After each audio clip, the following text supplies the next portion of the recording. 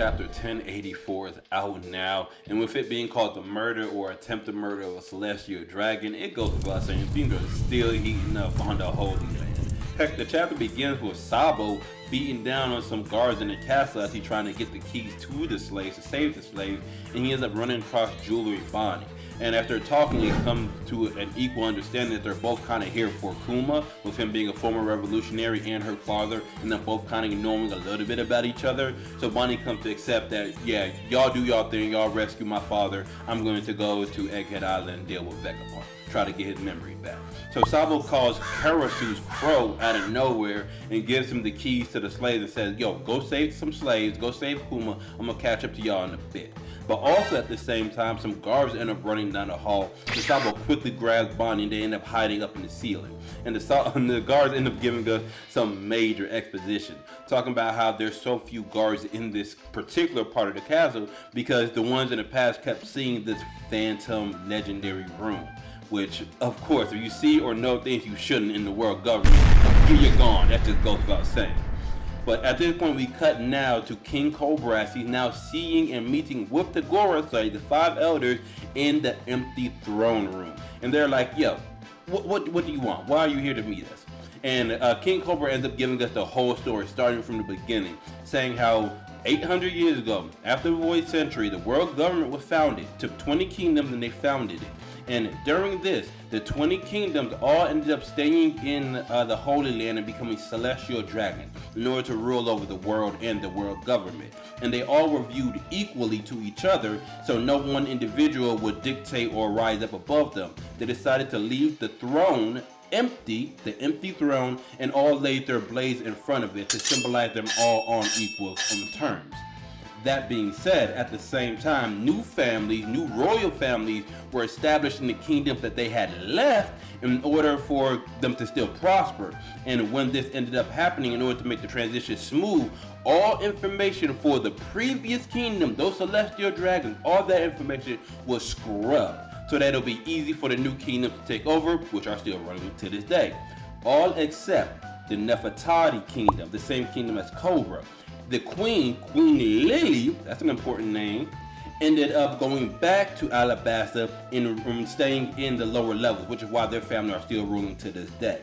Now the Gorosei said, yeah, we know all this is basic knowledge, but then King Cobra goes on to say that he has been researching and studying all of the information that they have in Alabasta following the 800 years, the Void Century, and one thing that he noticed, one thing that they all had in common, the Queen Lily, her name and information was nowhere, not mentioned anywhere in their text. It was as if she never made it back home to Alabasta. So much so that her younger brother ended up being king and taking the reins.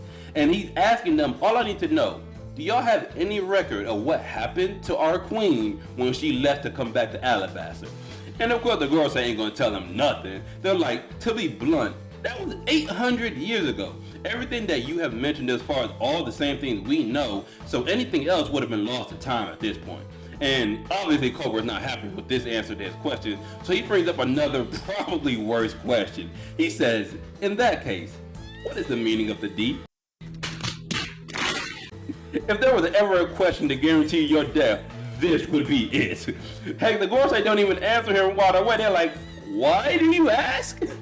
And he's like, the truth is, the queen actually left a short letter that she herself wrote that has been passed down in the generations of his family. And oh my god, Cobra just walking on exit, not even walking on, he's walking on fire on above a tight rope to his death. He's guaranteeing his death right now. And we don't even get to see the response to this as we cut now to Shirahoshi, as Charles is still trying to capture her. He got Kuma tying her up in chains, and everyone else that is here is all dipping. They're not trying to deal with it. They're protecting like they don't see nothing. And apparently her brothers who left their guard down for just a second come rushing to aid her, and Charles is like, these fish fuck Kuma killed them, just get rid of them. And he starts blasting them. And they're really upset. They're like, Kumas, how far have you fallen to be helping these celestial dragons? I expected better of you. And at this point, more people that we know start showing up. Rebecca, the Tontadas, Sai. And Sai actually asked another celestial dragon if he had permission to hit Charlos. And he's like, yeah, go ahead. I'll take all the responsibility. But that same celestial dragon tells Fukurokuju, the fishman prince, y'all can't intervene. Y'all got a whole kingdom to worry about. But let them handle this. They're pirates. And at this point, Sai, as well as the little Tontada, both attack him at the same time and crush this man's head. Got him looking like a mini version of Pot of Greed out here. Everyone's like, oh my God, he dead, right? That man's dead, right? And as Kuma tries to retaliate after they hit him, Morley pops out of the ground like a mole or something and grabs him, trying to get rid of him and take him with them. All this commotion makes what's going up like a big distraction, so there's a lot going on outside. But at the same time, we cut back to the empty throne room, and we see Imu walking up the steps. And the 5 others are like, Imu, great Imu, the King Cobra is still here. And Cobra, with this utter shock on his face, looks up, and Imu says one word, Lily.